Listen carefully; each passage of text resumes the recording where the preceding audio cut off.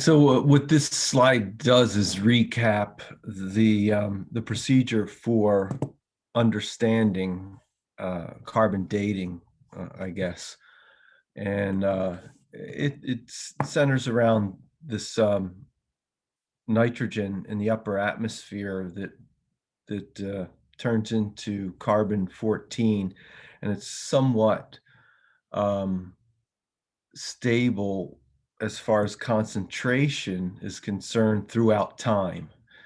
There were, some things that happened, of course, in history that changed those concentrations. And so those corrections have to be built into any calculation that tries to carbon date fossils and things like that here. But anyway, that constant concentration goes into making CO2, which is then is taken in by plants animals or animals that eat plants. And so that concentration of carbon-14 is fairly constant in living organisms. Once they die, that starts the time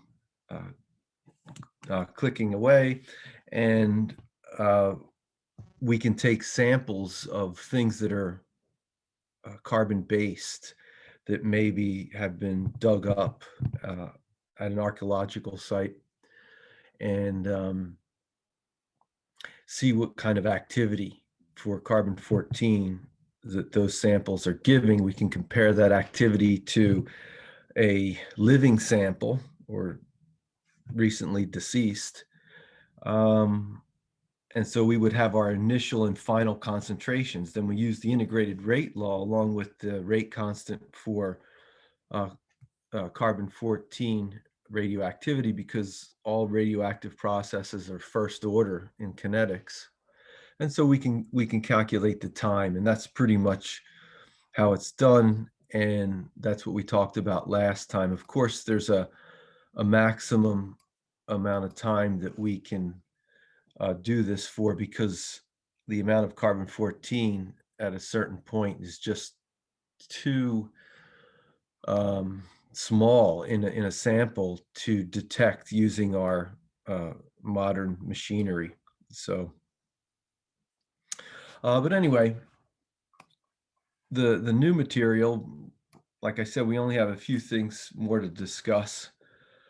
And so far, we talked about the stability of nuclei and isotopes of elements. Excuse me. And some of those are not stable.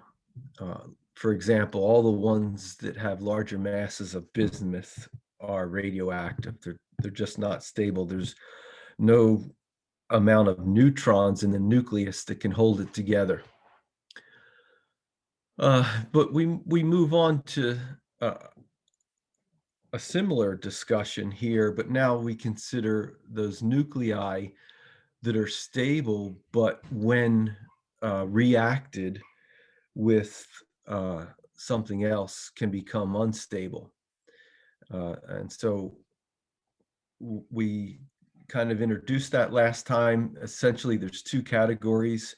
There's those processes where the reactants combine to make a larger nuclei. That's called fission.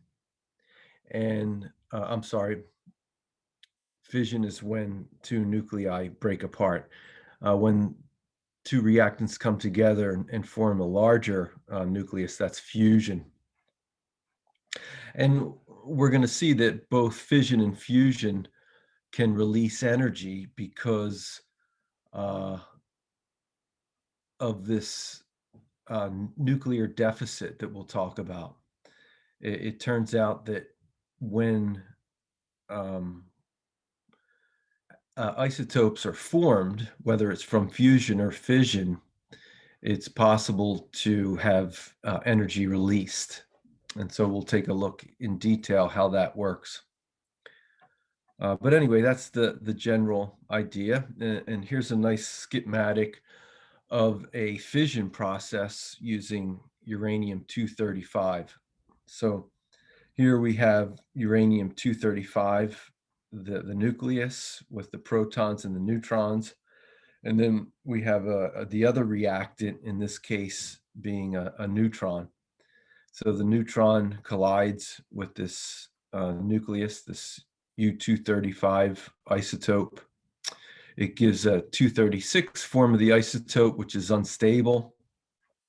And then this breaks apart into components of barium and krypton. So if we check out these numbers on here, then as we discussed last time, they should add up. So all the mass numbers, the ones that are on the top to the left, should add up and equal the mass number of what it came from. And if you do that, if you add them up, you come 3 shy for this example, but that's accounted for the 3 neutrons that are also products. Um, and then if you add up the atomic number Z for these products, then you'll get the Z value for the reactant. So it's all pretty consistent. We have this fission process, which gives off our products and lots of energy here. So you see that part of the products in this example, the neutrons, give rise to what you can consider as more reactant, because neutrons are the reactant. So you can imagine that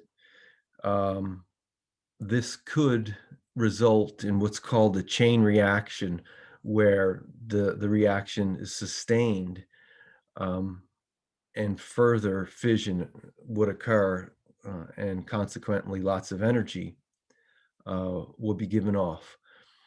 So the question is, why don't you see this in uranium samples found naturally on Earth?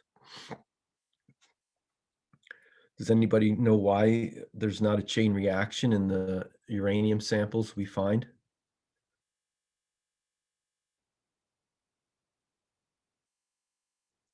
Nothing's colliding. Yeah, those samples need a source of neutrons, right?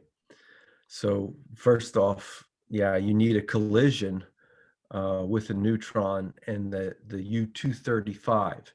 Now, that's true, but I think even a bigger reason for why it's not occurring is because most uranium samples that you find naturally have less than 1% of U-235. Most of it's U-238.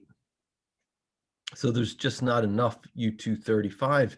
So these neutrons that are products, even if this reaction did take place, those neutrons are absorbed by the surrounding U-238 mostly. So this type of reaction dies out pretty quickly. So what do you need to do to have a sample of uranium sustain a chain reaction? What do you think needs to be done?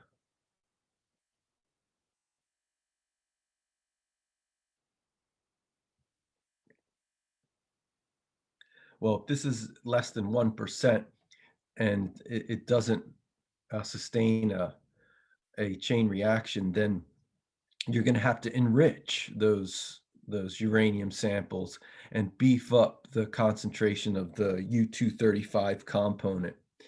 And for nuclear power plants, it's only around 3% U-235 that'll work. For weapons, I think it's closer to 7% enrichment is required. All right. So I think this talks about that enrichment on this plate. And when you get to the concentration that's required for chain reactions. That's called the critical mass. So you have to enrich a sample until you reach critical mass, and then the chain reaction can be sustained. And this would kind of be an example. Here's U-235. There's our neutron. Here's a couple of the products that you might expect, which give out more neutrons, which find more U-235, and so on. So this is um, a, a schematic picturing a chain reaction. But like we mentioned, that it has to be enriched. Um, so here's a couple common isotopes that are used for fission. This is what natural uranium formula. It's an oxide, exists, and it's usually less than 1% U-235. So this just reminds you of some of the things we talked about already. In the US, we get about 20% of our power for electricity from the nuclear fission.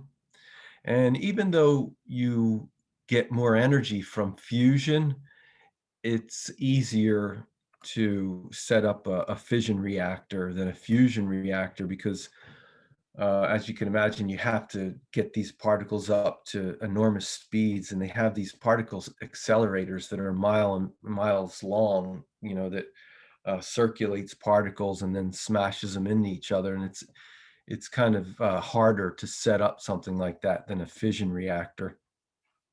So the energy is captured by the water, and then it's just like a steam turbine that generates electricity. In this plate, we look at a comparison between coal burning power plants, and you all pretty much know the problems that are faced with coal burning type situations. The main problem with nuclear um, energy is that it creates waste that lasts a very long time. So in recent years, a lot of research has gone into how to deal with that waste. And one method, which I think the French use a lot, we haven't used it too much in the United States, I think mainly because there's just a bad feeling towards nuclear power, more so in the United States than in France.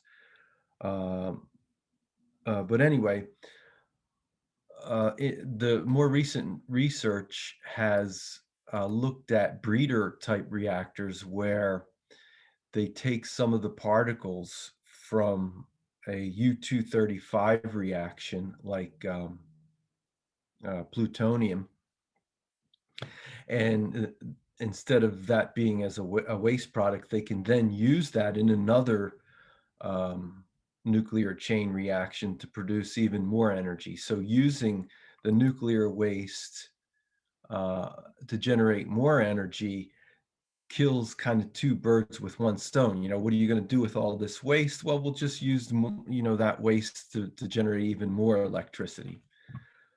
So if things get ironed out and people are convinced that the new nuclear reactors are fail safe, in other words, there's no way that you can have meltdowns, then I think when that happens, we'll probably be shifting more towards nuclear energy in the long term.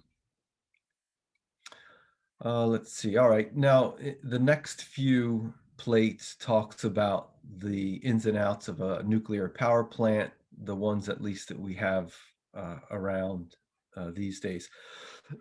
So, uh, GE and Westinghouse use these what's called pressurized light water reactors. And the picture of these, I'm sure you've seen these before. Um, but inside of these concrete domes, we have a structure that looks something like this picture, where you have fuel rods which contain the enriched U-235 reactant, and you have control rods, and in the control rods, you have some sort of material, oftentimes boron, that will scavenge um, neutrons in case this reaction starts to get out of control and there's too much energy given off. You can drop in these control rods, which will absorb the neutrons, which is one of the reactants, and the rate of the reaction decreases. And that's the way it's controlled. Now, in this diagram, you see you have this water that's uncontaminated, which takes the energy from the contaminated water that has direct contact with the nuclear material. So water acts as an absorber of energy, and it also absorbs some of those neutrons. So it also dampens the reaction. But anyway, this water is recirculated through the system, and so that water here in the red pipe is contained, and that has the nuclear waste in it. Um, the water that surrounds this pipe up here uh, takes that heat energy, creates steam, and then the steam is what's used to generate the electricity. So they keep the contaminated water separate from the water that's used to generate the electricity. So the problem comes into play when somehow that contaminated water line is broken and allowed to pollute the surroundings. This is another look at how the control rods, which are made up of some material that will capture neutrons, can be dropped in between the fuel rods to control the rate of the reaction. All right, this next plate talks about Einstein's equation and how we can calculate the amount of energy that we would expect for a certain mass of fuel that's used. So E equals mc squared, where the m is the mass of the fuel that's used, and of course, c is the speed of light. Um, and so the units of this, if you want to check the units, the mass has to be in kilograms, and then the speed of light is in meters per second, but then we have that squared, and so that equals a joule in the conversion.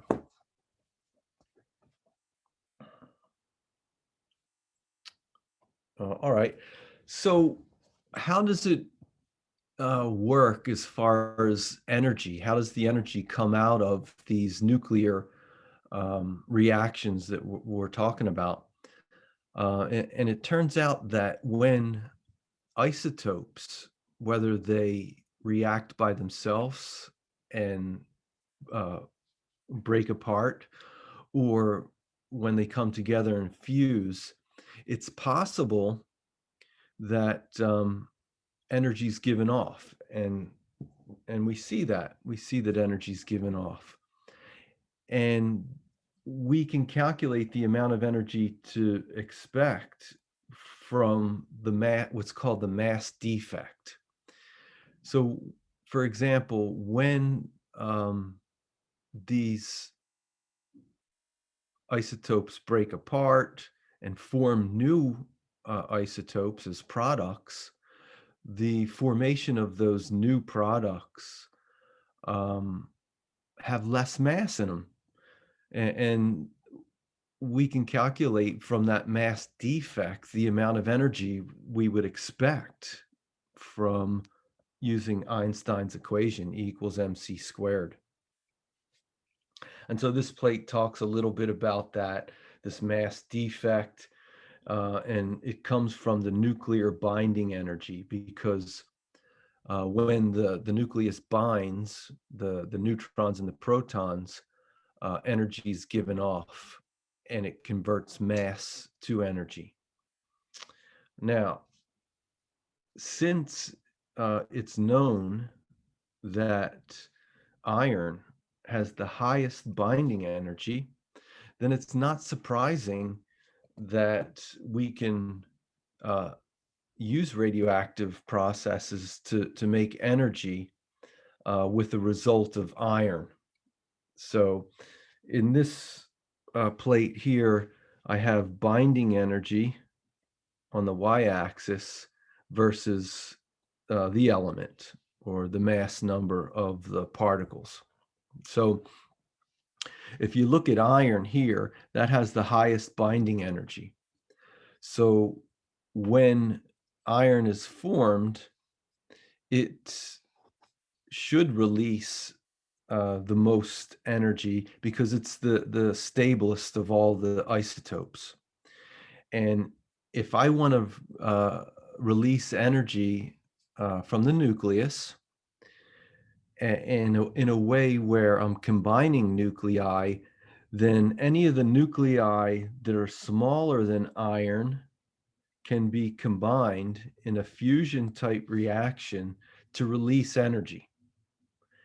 Now, for fission, for breaking apart any element that's larger than the stable iron, in theory, can be used to break apart and form iron with a subsequent release of energy, because of this idea of mass defect and binding energy. For example, in this plate here, we have the actual mass of this isotope of bromine. We find is this value 80.9163. Now, when we add up all the subatomic particles that make up that isotope, we should get a value of this. So that includes 35 protons, which give a mass of about that in atomic mass units. To that, we add up the 46 neutrons, and the electrons, they still have mass, but you can see that it's relatively little compared to the neutrons and the protons, but we can add them in. So this isotope should weigh this amount. We find that it only weighs this, so there's a mass defect, and we can use that mass to calculate the energy, E equals mc squared. All right, any questions on that? So that is pretty much the rest of the nuclear chapter.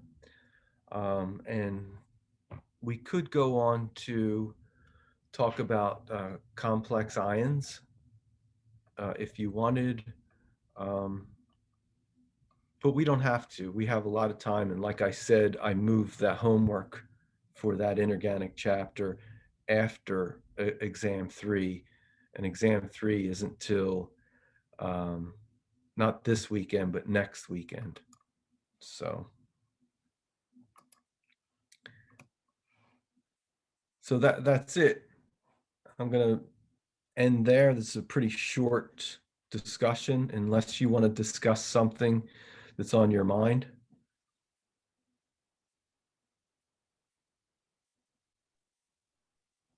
I just had a question on the homework that was this past Sunday due. It was just one that I kind of struggled with. I don't know if you want to go over Sure. that now, or I can wait till after. Okay, it Yeah. was number 5. I was struggling trying to figure out the balanced equation. All right, let's see what that looks like.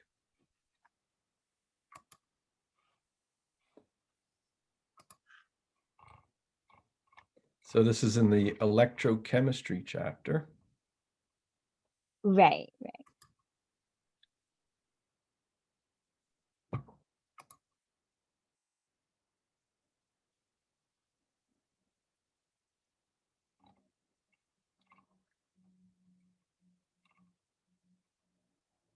Okay, when the equation for the following reaction is in basic solution, is balanced, what's the sum of the coefficients? That one?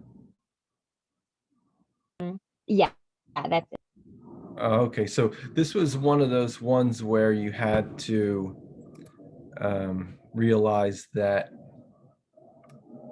when you split it into the oxidation and the reduction half reactions, you had to use the product twice. Did you see that? Yeah, I did that. It was really like, I guess the HO and like adding the water, the HO2 minus, and because like my my coefficients were very large. So Oh, really? I'm sure, yeah, I came out with like 28 and 14. So I think I might have maybe added the water wrong or balanced I don't like remember why I did this, but I did HO2 minus to H2O. Okay, so you got the right answer? Yeah. All right. So I don't know. I haven't done it.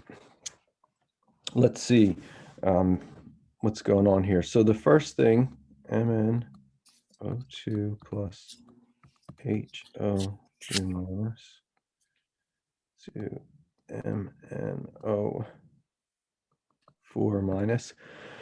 So the first thing you should do is assign oxidation states -2. So this is +4. Check my work, you guys. So that's -2, -4. Got one. This has got to be +3, right? And over here, -2. That's 8. So this is +7. So what's going on? It looks like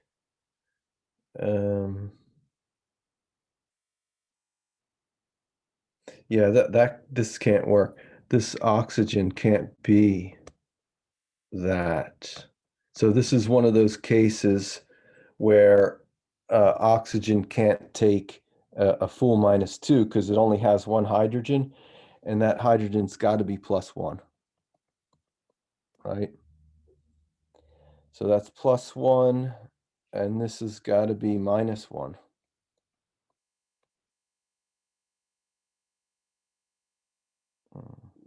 Okay, now I think it's all right. Yeah, Can you that part hung me up for a while. I had to, Yeah. that was difficult. Yeah, well, yeah. If you look back in the instructions for balancing using the half reaction method, buried in the details, is that hey, hydrogen only has one electron, so it can only be a maximum of +1. It could be -1 if it's a hydride, if it's bound with like lithium or a metal, but it can only lose one electron. So now we're good. All right, I have the reduction then would be HO2 going to something, I don't know what. When the equation for the following reaction is basic solution is balanced, what's the sum of the coefficients?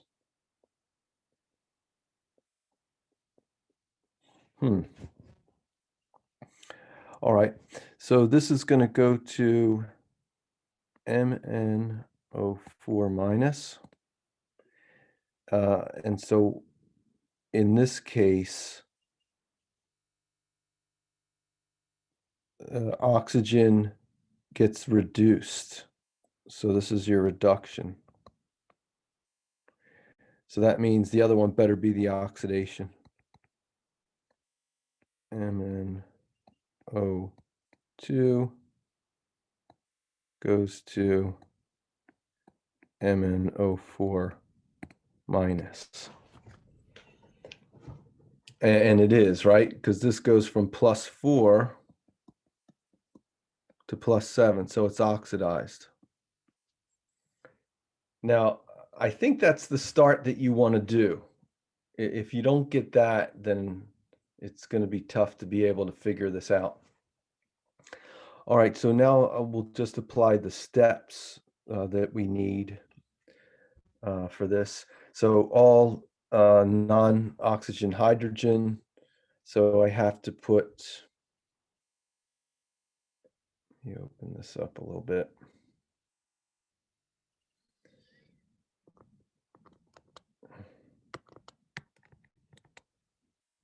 Reduction.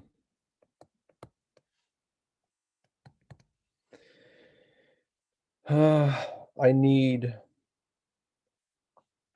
Mn on this side.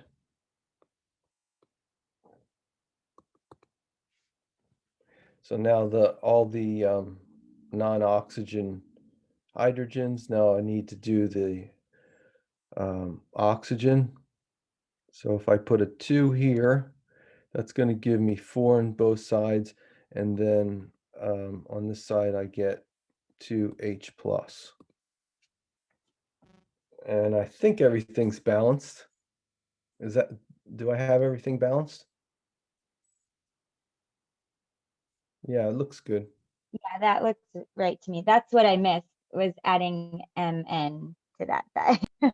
Yeah, if you go back to the steps, which I don't have, but if you look at them, the first thing you need to do is balance all non-oxygen hydrogen. And so this manganese is the only non-oxygen hydrogen. So the only way you can balance that is by putting the manganese on the left solid. And then you balance the oxygens. And if you need, you can use water. And then lastly, you balance the hydrogens. And then you balance the number of electrons. So it's reduction. I should be putting electrons over here. Oh, that doesn't make sense then.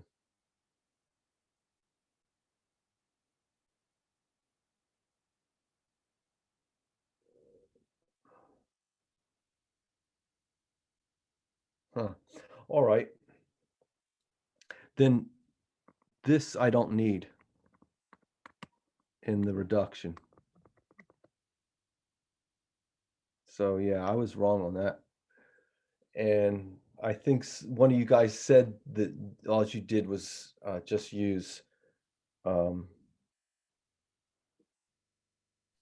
Yeah, HO2 minus to H2O. yeah, And you can just yeah, add water, then hydrogens, then electrons, and then balance. yeah. All right. So yeah, so I did go off the track when I was doing that one. You don't need that MnO4 in both spots. Okay. Because otherwise it won't be a reduction when you check the charges. So that was a wrong turn. All right, I fixed it, I think. So now I have to go and I have to do water to H2O. And then hydrogen plus, I need 4, so I need 3 H's here, right? Yeah. Okay. That looks better. Now I'll check the charges and make sure those electrons go on the left. And I think there's no charges on the right, so I need 3 electrons on the left. Now let me just take a look at this. That's the reduction. And so this guy's going to get reduced. Yeah. So I think it's okay so far. I have everything balanced for that first one. The charge is balanced. I got 4 hydrogens on either side and 2 oxygens. All right, that looks good. Now, the next one, the oxidation, non-oxygen hydrogens is the manganese, that's balanced. I'm going to need 2 waters over here. And I'm going to need 4 H plus here. Now I check the charge. I got a +3 on this side. And a 0, no charge on the left. So that means I'm going to have to put in 3 electrons here. Correct. Okay, so at this point, I'd go back and I would check everything again. I check the charges, check to make sure I have the same number of atoms of either side. Because if you don't take your time and do this, you could see you go off the track, and then you'll never get it. Oh wait, no, in the reduction you need only 2 electrons. Okay, It's HO2, it's HO2 minus. thank you. Yeah. And then, See? so then you'll have to balance those electrons by switching the 2 and the 3 to multiply each side. Mhm. That's where you get most of your coefficients. Yeah, thanks. See, I missed that charge. I lost it there.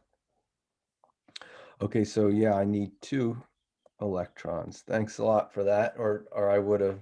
So the moral of the story is you just got to keep on going back and checking your work to make sure you didn't miss any of those charges or something else in that procedure for balancing using the half reaction method. All right, so I think it's okay now. And now, like you said, I have 2 electrons gained, 3 lost, so I need the least common denominator of 6. So I'm going to multiply this through by 3.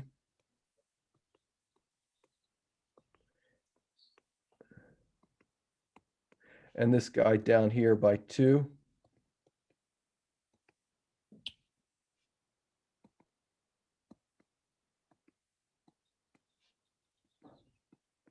Notice I don't erase when I do these multiplications. And the reason why I try not to do that is just in case I screwed up again. I multiplied something and I got a stupid math error or something. I can trace it down at the end if it doesn't work out. But now I have 6 electrons lost and 6 gained. So they cross out.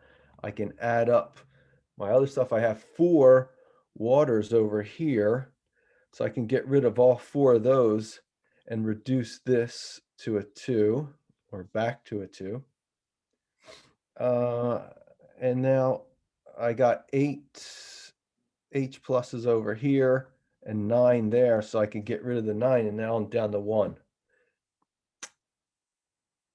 Okay. So I think I did that right. I want to see when I add these all up.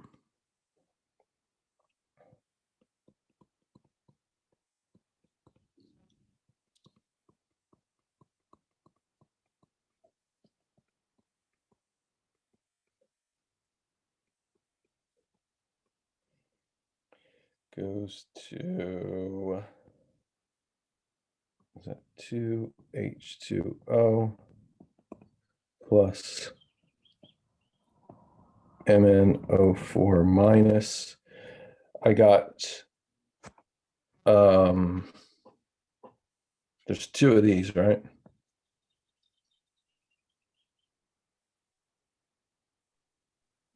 Yeah. Would the 4 H2O on the left not be there because it should just be 2 H2O on the right? Oh, yeah. right? Yep. Thanks. Yeah, I was just just gonna get back to that. See how easy it is to miss this stuff? Yeah, you're right. This Oh, is gone because this was 4 and I had 6 over here, so I had crossed that out and got a net 2. So the 2's good, but this guy's gone. Yeah, thanks. Again. All right, now I got to go back and check to make sure I didn't make any other mistake. I have a net -2 on the product side. I got a -3 + 1 -2 over here, so that looks good. I have 4 hydrogens on the left, 4 on the right. I have 6 oxygens on the left, 6 no, and 4 10 oxygens on the left, and I have 8 9 10 on the right. I have 2 manganese on the left and 2 on the right. Yeah, so this looks like it's right.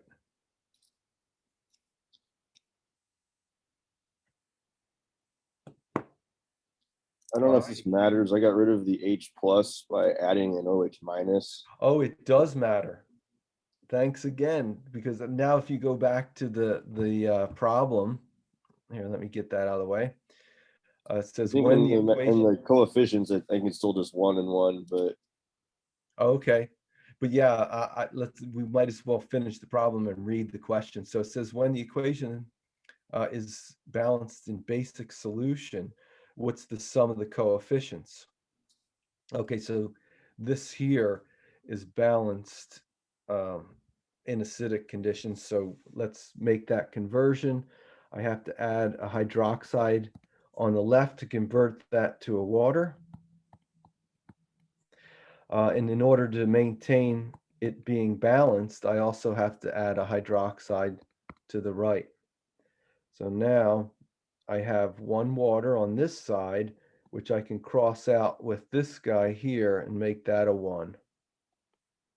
So I get 3 HO2 minus plus 2 MnO2 goes to H2O, just 1 this time, plus 2 MnO4 minus plus OH minus. I got 3 negatives on the left, 3 negatives on the right, so that's good. So the charge is balanced, and if I did this thing right, then everything else should still be balanced. So I got 3 hydrogens on the left, 2, 3 on the right. I have 6, 10 oxygens on the left, 8, 9, 10 on the right, and 2 manganese on either side. Yeah, so this is the right one after you make that conversion. And so what do they want you to add up the coefficients? yeah. So that's 5, 6, 7, 8, 9. Yep. Okay. Yeah, that was a pretty good one. Pretty tricky. A lot of stuff on that one.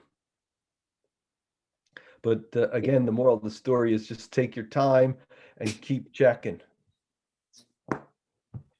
Yeah, the Thank in you basic very- solution, parsing that was Yeah, I remember that a little bit because of we'd only time studied acidic at and that trial point. and error. So yeah, Yeah, exactly. So yeah, it definitely tripped me up. I did a lot of book reading on that one. Yeah, so that's how you learn. Yeah, ditto. Um, I went to like online and I was like, okay, how the hell do you do a basic one? And there were a bunch of Yeah. examples online. Yeah, they can be tricky sometimes. And what I find helps is if I have that procedure right next to me and I follow the procedure, and if something, even the littlest thing is out of line, then you got to stop and fix it. Yeah. You know, like we were finding. Yeah. Well, thank you very much. I appreciate it. It definitely threw me off because I was trying to do HO2 minus to MnO4 minus, and I was like, Yeah, it just I would try that too. That's the first thing I would do. I'd see there's only one product and I'm like, oh, this must be one of those cases where you split it. But then it didn't make sense to split it because the manganese wasn't being oxidized or reduced in that 1/2 reaction. What was reacting was the oxygen was getting reduced. And so I had to get off of that track and just, like someone said out there, is use water. I think I did every single thing that you did and had to, you know, when you went to get back and had to fix it. I think I did every one of those things and I had to go back and fix it. Yeah, I'm looking back at my homework, and that was like 4 pages on that problem. So, yeah. Yeah. Yep. And you know what? If I do this next week, I'm going to go through that same procedure. Yeah. Yeah. Yeah. Yeah. So you just try to, like I said, take out that procedure and work through it and be very anal. And man, if you forget just a charge, you're screwed. Yeah. You There's like no way one you're going to charge. get the right answer. Yeah, if you miss one charge. So, and that's why it's good, I think, that you have a lot of time for your exams, because you can take your time and you can go back and you don't have to feel rushed like an exam, uh, like it would be if you had it in class. So take advantage of all the time that you get for doing these. Yeah. Yeah, I definitely take the entire allotted time and I go back and like check every answer and yeah. That's a good idea. Yeah. I've always been the last person during a test that the teacher's waiting for. That's me.